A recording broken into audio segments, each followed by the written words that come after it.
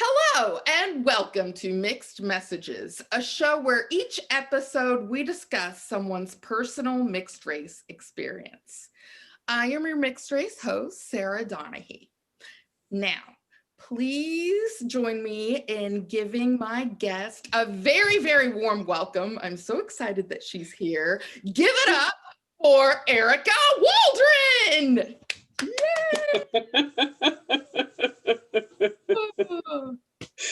I feel like I should have been doing cartwheels out on to like red carpet. Next time, a missed opportunity. That's how we'll end. Deal. All right, Erika. So I'm going to kick it off with the question mixed race people never tire of. Oh, yeah. What are you? What am I? Well, I am Erika Waldron. But I know the nitty gritty. Usually I'm just sort of like, oh, people just want to know why my hair is dark and I've got dark brown eyes and whatever. So I am white and black, as I usually say. People from Europe, people from Africa. Yeah, that's what I am. Now, you said you usually say that. Is this something, has the definition changed over time, or have you always answered this way? I think when I was a kid growing up, I would just say I'm mixed. Mm-hmm. But I think mixed can be so many mixes. Yeah. And in New York, there are more than people realize, or more than like maybe than other parts of the country. When I was a kid, the mix definitely meant black and white. Yeah. Where I'm from. But yeah, I think it's now I say black and white. That's my mix. Not any of the other infinite possibilities.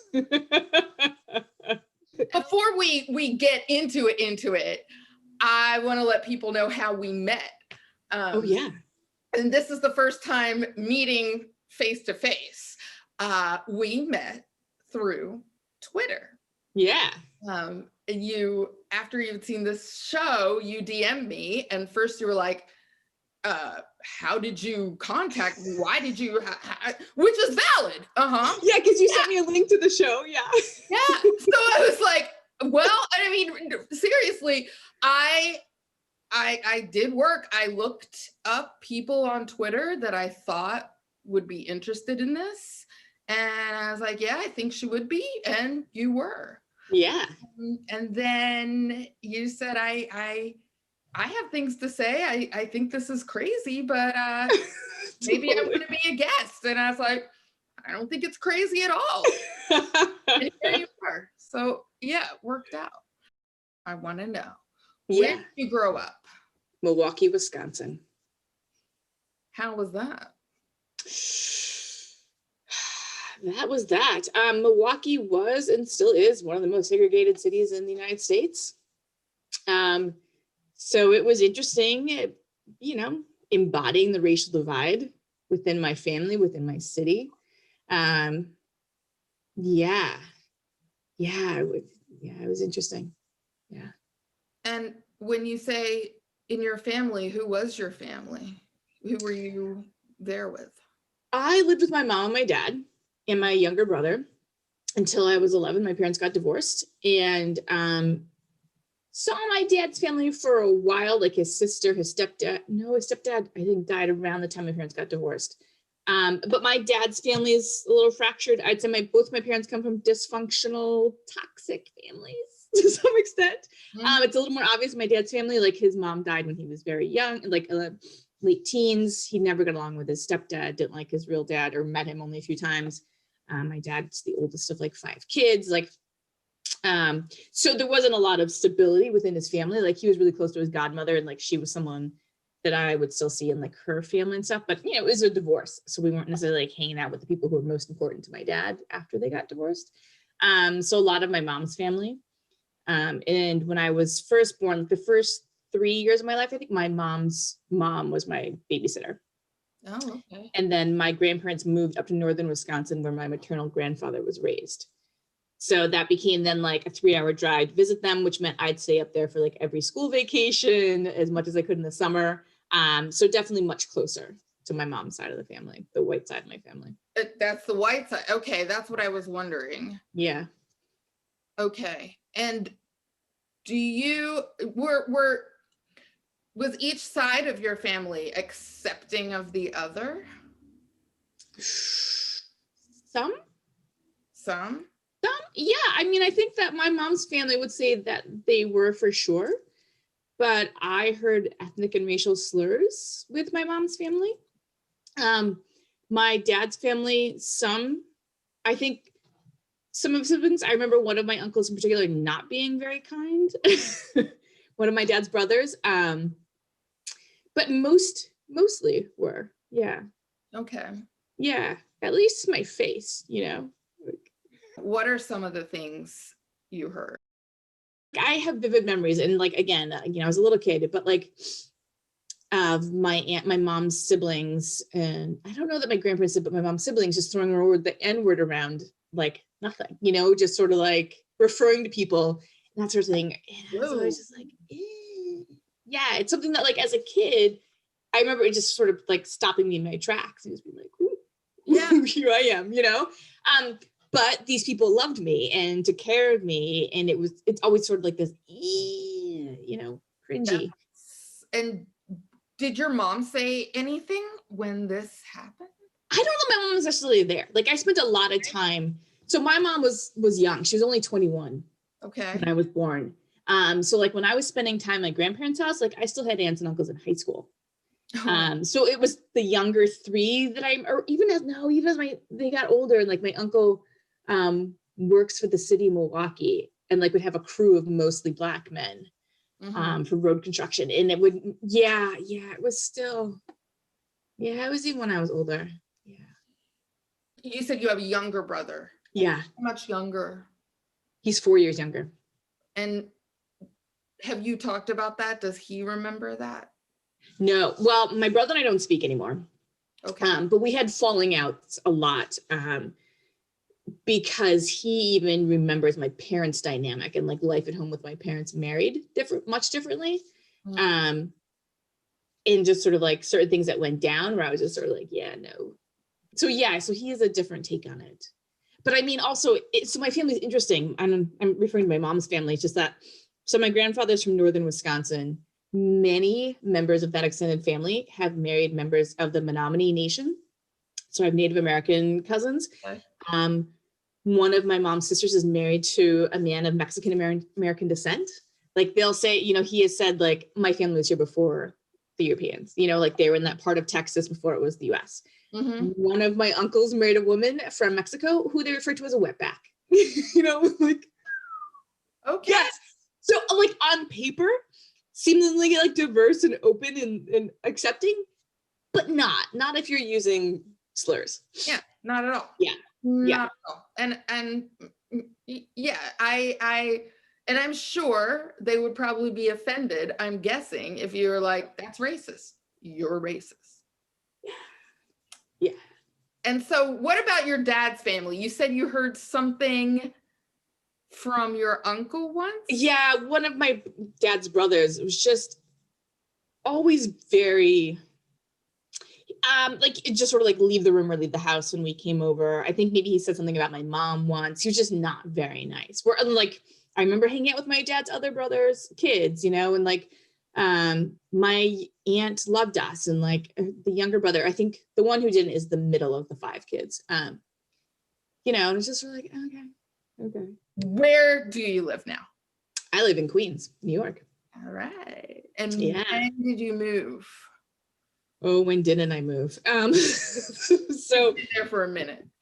I first moved to New York in 1998. Okay. But after 4 years on the West Coast going to college. But I haven't been here the whole time. Like I did a little stint in Boston for grad school. My husband and I lived in Rhode Island for a little while. We moved to Beacon, New York. But now I've been back for nearly 6 years. Okay. And yeah. Well, I want to know how these places have differed. Yeah, so different. Yeah. The West Coast, I went to college in Bellingham, Washington, like between Seattle and Vancouver. So like the very northwest corner of Washington. And it was an interesting dynamic. not a lot of Black people. Like, I think in that state in general, like when they think of minority, they think of Pacific Rim immigrants, so mostly Asian descent, Japanese, Korean, Chinese.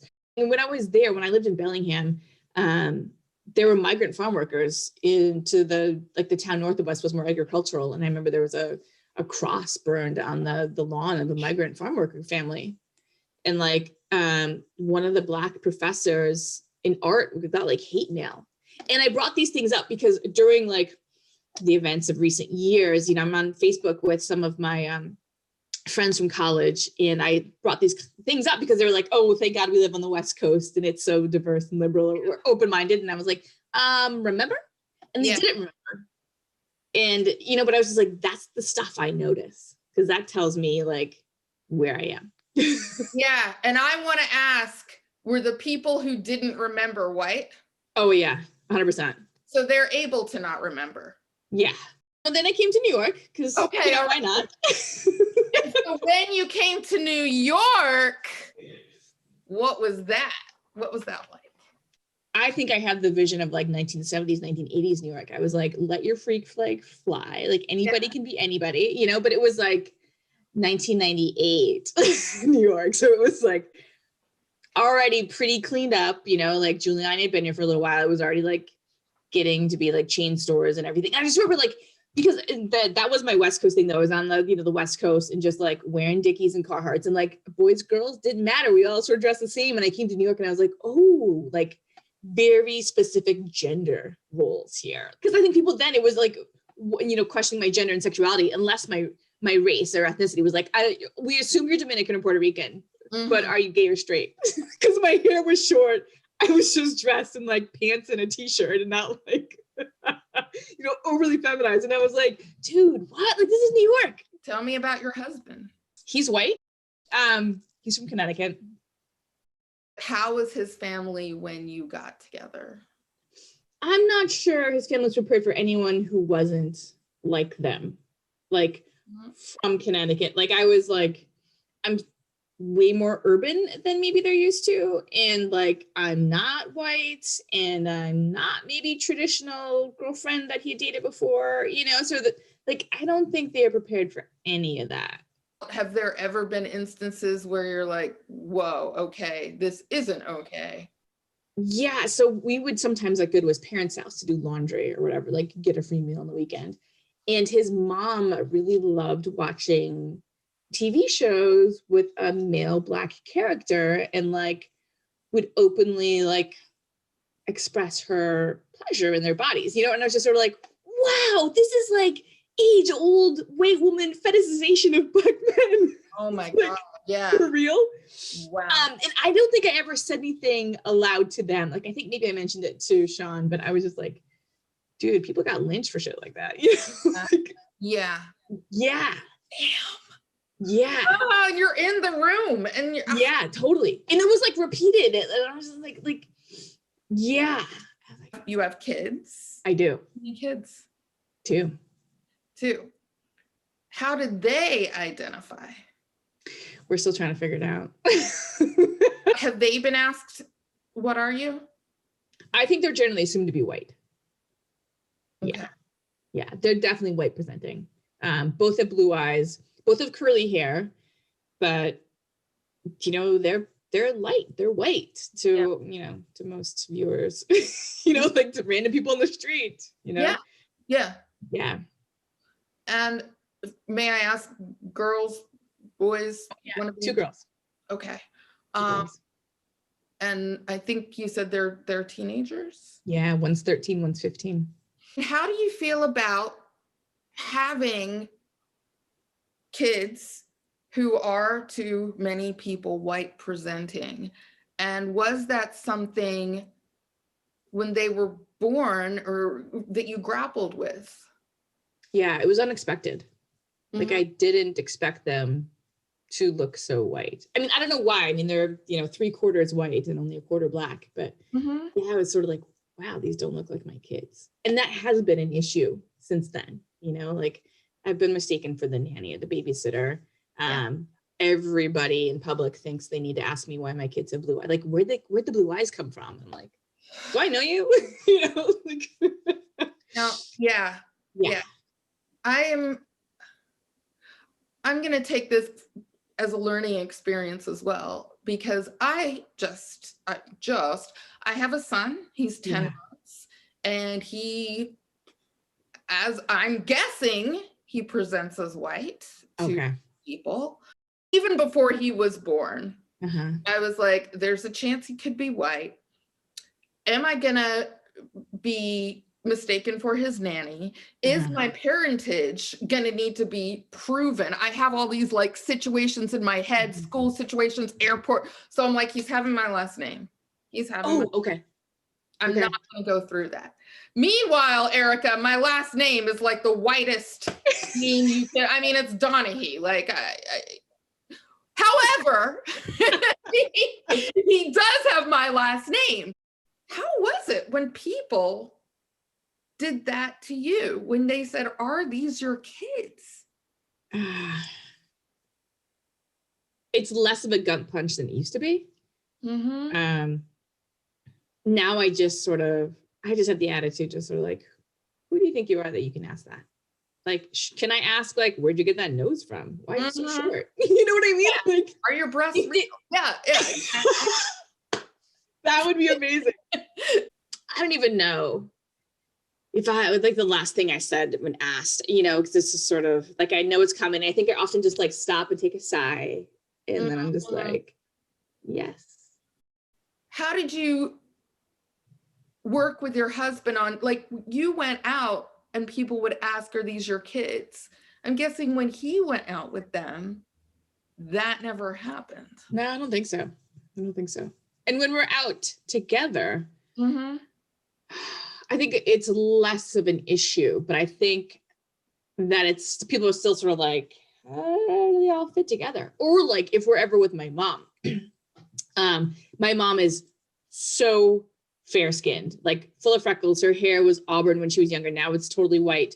Bright blue eyes, and like, so see the four of us together, because she got it. My brother looks just like me. Like, she got it when I was younger. And so it's always, I love to see people like process,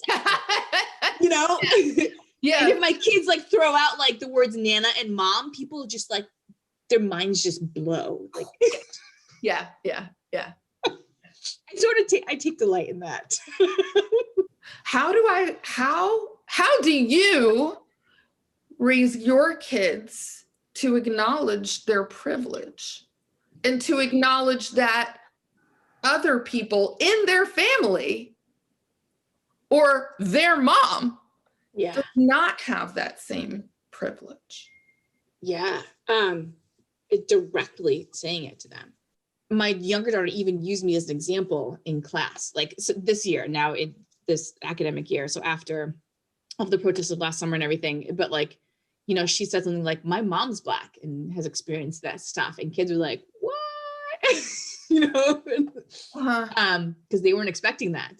But I have like verbally reminded my kids, like, you are part Black, like, you have Black family, like, I am Black. So when they're saying, or they, meaning everybody outside, are saying and doing these things, they do mean you, because I think that's what they're going to get a lot of. Like, people are going to say comments to them thinking that they're white and not realize that they are super offensive and like, they don't know who their audience is. And I think that's what they're gonna have to deal with. I mean, I have experienced that, like, I remember in high school, kids making cracks about the Black kids in school. And I was just like, and they're like, oh, but not you.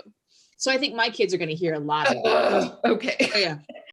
I want to go back to the summer. You were talking and how all of these things were happening during the pandemic. Did you find yourself setting up boundaries with your husband, or even before this happened? Have you found yourself saying, this isn't you, or I can't talk about this with you because he's white? Like, he's been in situations before being called out on things, or being a white man, just sort of like being tone deaf, whatever. And he'll say, but I've got a Black wife. And I sort of remind him, like, that doesn't necessarily mean anything, like, Yeah, that does. I don't know. And like you've proven earlier, your family had a Black niece, and so Yeah. what? Yeah. What? Yeah. Tell me a bit more about your job and about what you do, because in when you contacted me, you said, I'm researching this. Mixed race people have to do with my research. I'm researching mixed race people in the US. Break it down. It's why I started doing identity research as an undergrad. That's sort of like, that's so cool. Like who people are, who they say they are, who they want to be. And so that's been on my radar for a long time. And of course, being mixed race and growing up in a city where like white and Black were divided, and it's always been super interesting to me. And because I feel like I never belong anywhere, like I don't have a group, like nobody's got my back because I'm sort of in between. So I got a degree in teaching. Well, I left teaching because I had some not really encouraging experiences and endured some racism and sexism. And I was like, I'm out. I want to know about the racism and sexism. So I started teaching in Boston. I was teaching history for 7th and 9th graders. The history department was all male, and they were either Black or they were white. Mm-hmm. So the white teachers didn't speak to me at all. There was one who was younger, who was like in his late 30s, and he let me know one day, he's just like, yeah, they're not going to talk to you because you're Black. And I was like, yeah. Whoa. Yeah. Point blank, spelling it out. They're not talking to you because you're Black. I mean, so that was the message I got. What his words were, I don't remember. But it was, yeah. Damn. All right. Yeah. All right. And the Black teachers didn't talk to me because I was a woman and I was young. Like all these guys were like in their 50s, 60s, except for the one guy who was in his late 30s who like was kind enough to tell me that they're not going to talk to me. And I was like, oh no, I got that, thanks. So it was like super condescending sexism and the racism, and just sort of, I was just like, I don't know about this. So a couple of years ago, I was like, screw it, I'm going to go back. Let's do that identity research. Like, let's do that. Yeah. So I'm getting a master's in quantitative methods in the social sciences. So it's a lot of like looking at, national surveys like the census, and it's possible to pull out, people's racial or ethnic data, their age, their income, their educational attainment levels, where they live, and all of this stuff, and compare it and analyze it and see what's up, and like see if there are patterns or trends. And then so the quantitative analysis part of it is like, and that's where all the statistical modeling comes in. It's sort of like, which one of these variables, is it race or education or gender, has the most impact on like income, or like, what can we say, makes the most difference? And so that's what I find fascinating. And so I like comparing like, where do mixed race people fall? What's one of the most surprising things that you found? I read that I was an outlier. Like my experiences are not the norm. That I was primarily raised by my white parent and don't spend a lot of time with my Black family or in the Black community. And, it was sort of like, I was like, for real? Like, so not only do you feel like, I'm not sure where I fit in. I know you said now within the mixed community, mixed race, it's like, I know. Now I'm more of an outcast here. Yeah. I'm reading more articles. I was reading one last night about racial capital, and like, and that can be like language and all these different things. There's this definition for it, but basically this researcher who was mixed race surveyed other mixed race, just Black, white people in America, and asked them sort of about their interactions with whites and Black people, and white people and Black people, and just sort of, how they modify. And yeah, the respondents talked about like how they change in some cases, their speech patterns, the language they use, to sort of, because they know what'll work with white audiences or groups. Total code switching. Yeah, she didn't use these terms. She defined it as racial capital and like gave examples of different levels. Yes, but yeah, code switching. And also sometimes it was like, it was it was literally like doing or saying things to make white people feel more comfortable. Like one kid was just sort of like, one kid, I think he was in college. It was like, if I can talk about, English literature or something, that will like set the tone. And it's just like, oh, okay. And it was, and I think that's interesting. Like having to like make yourself more palatable to those around you, right? Like if you're in a white group, you do what's comfortable for the white group. If you're in a black group, you do what's comfortable for the black group. And yeah, I was like, oh, I don't do that very well. I think that people need to dismantle white supremacy in themselves. And what I have learned recently is that I even, not even being aware, I'm trying to soften the blow. Like, what? That's not, when you say that, it's not. Yeah. And so then I was like, Erika was like, no, you're racist. This is why you're racist. You feel uncomfortable? Good. Yeah. You should. I'm getting much better about it. And that's just my whole, like everything. That's just sort of where I've been the last couple of years. Just sort of like, okay, I am done. I'm done with personal bullshit. I'm done with professional, but I do that.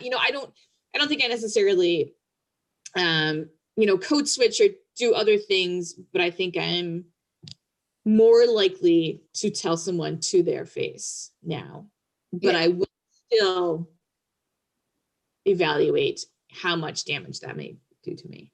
I need to incorporate that or think about, all right, how am I going to care for myself after this? Yeah, I've noticed it before. Like, it's sort of, that's a decision I've made based on prior experience. When experiencing racism,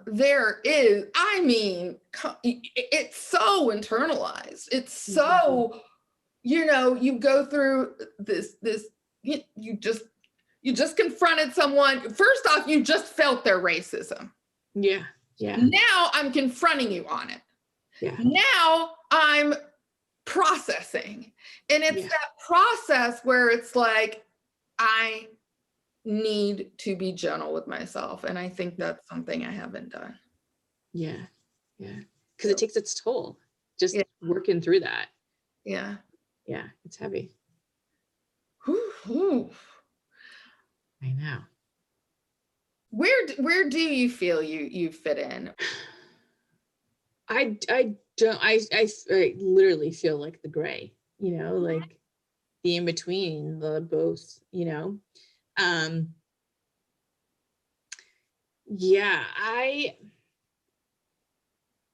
generally have had these experiences, not as a child, within Black family friends, there was not an issue. But since then, it's more of like, oh, you're not really Black. Or, like there's this whole other like Blackness that I don't have, that sort of leaves me out. And sometimes I'm like, why? You're making assumptions, one. Like you don't know enough about me to know. Like, and yeah, I think that's exclusionary too, to just say like you're not Black enough. Yeah. Or you can't relate, or you don't understand, or just sort of like whip your head around when I say something about like being Black or experiencing racism, and like end of conversation. Twitter is alive and well with mixed race, Black, white hate. It's on there. And someone made a comment, I can't remember what the original post was about, but I responded like, I have experienced, ostracism from both communities, from white communities and Black communities. Like I don't really feel accepted. And someone responded, and actually I should have brought it up, but this response came from a Black man, and he's like, well, if you know the culture, and you like basically outlining like how I could be Black enough to be accepted. And I was like, dude, that's the point. That's hurtful. Maybe not. Do you ever experience that? I was doing a reading, and a play reading and everyone was Black. And they were talking about Upright Citizens Brigade, how Black, if you know, how every Black person gets together and knows everyone and whatever. And I said, oh, I know some of those people. And they were like, well, really? Because you have to be Black to know everyone. And I'm like, well, I am. Yeah. And so I was like confused as to, are they saying I'm not Black enough, or do they really not see that I'm Black? Yeah. And I was sitting there and I was like, what was that? And then we were talking further about, and I told them how I joined an improv group from there, and the director, the coach said that before he met me, white guy, before he met me, he thought I was Black. And I'm like, I am Black. And he was just like, well, you know, not really, not Black enough. And I'm like, not all Black. Yeah. What? And he said, and I was just like, yeah, I'm Black. I'm Black mixed. And he was like, I'm half right. And I was just like, yeah, no. Yeah. That's not okay. You can't say that to me. And this is how I identify. It was just, anyway, when I told them about that experience, it was like, what? And all of a sudden, oh yeah, you're Black. Okay. And there was that. And it sucked that racism connected us. Or maybe it didn't. Maybe it didn't. I know when we were talking, you said you have thoughts about light privilege. So we're talking about disadvantages. But what do you have to say about that? Because you said you had thoughts. What are these thoughts? I wonder if it's a little overblown. You know, like, I don't, like, I hear the term white privilege and I understand it, but I wonder how prevalent it is. Like, how, like, if you're assumed to not be white, then I don't think you're like getting that salary bump or like that promotion, or like, what's the privilege for not being white but being light? Do you know what I mean? Like, I don't know, because like, I'm not mistaken for white, and I don't, you know, like, so I don't know what privilege there is associated with being the indeterminate. Do you know what I mean? Like, I'm not convinced. I think there's a lot of light privilege going on. Maybe, I mean, especially when I'm perceived as white or not as intimidating as someone with darker skin. I mean,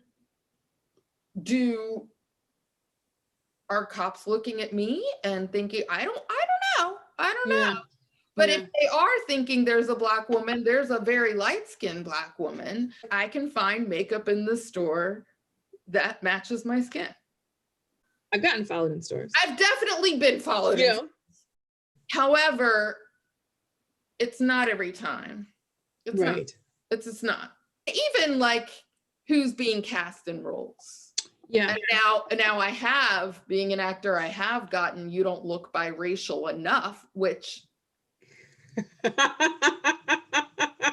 It's just one of those things that I hear a lot about, and I'm not sure if it plays out all the time or is advantageous as it may be made to seem. Do you know what I mean? Like, yeah, it's interesting.